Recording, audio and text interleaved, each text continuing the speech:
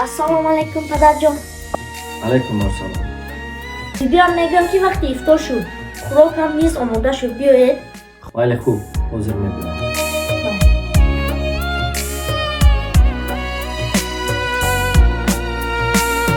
یک باری دیگر آکی من این بار بمیرم، رفتی و زیبادی تو چی بسیار بمیرم، بازا و مرا تکیه بده واری دلت نه، مثل تو چرا تکیه بده وار بمیرم، روز نشد از باری تو من گریه نسازم، چون قطره افتاده به تکرار بمیرم، مادر چه کسی در تو بمیرم که چه دنیا